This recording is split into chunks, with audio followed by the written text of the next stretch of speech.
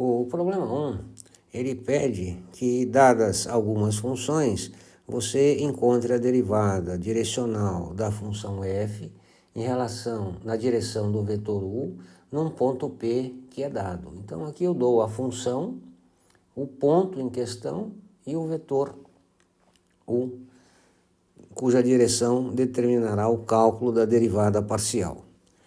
Vamos à solução. Bem, o primeiro procedimento é verificar se o vetor dado é um vetor unitário, ou seja, é um versor. Então, eu vou calcular o versor de u, lembrando que esta indicação, lambda, no pé do vetor, significa o vetor unitário u, né? Lá do semestre anterior. O versor será dado pela razão entre o vetor e o seu módulo, ou sua norma, né? Efetuando os cálculos adequadamente, nós encontramos que o versor, ou vetor unitário u, será dado por meio, que multiplica 2 raiz de 3i, mais 1 raiz de 2, que multiplica 2 raiz de 3i.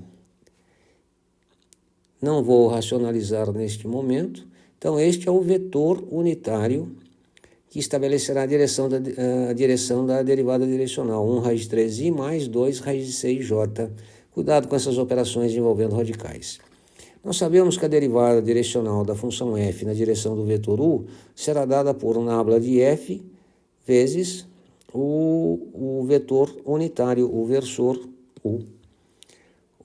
Aplicando o operador nabla na função f, nós obtemos este vetor, e aqui eu coloco o vetor unitário, versor. Efetuo o produto escalar entre os vetores, nabla de f, que é o gradiente, e o vetor unitário, né? A soma do produto dos respectivos componentes i e j, de modo que, efetuando a multiplicação, obtemos esta expressão, entrando com os valores de x, y, que é o ponto dado, 3 e 1, 3 em x, 1 em y, obtemos esta equação, né? Facilita a conta. De modo que a derivada direcional da função f na direção do vetor u no ponto 3 e 1 vai ser dado por esse produto entre vetores. Fazendo as multiplicações, agrupamentos e simplificações devidos, nós chegamos que, racionalizando, né, note que aqui eu estou racionalizando, que a derivada direcional será dada por raiz de 3 mais 3 raiz de 6. Então está aqui.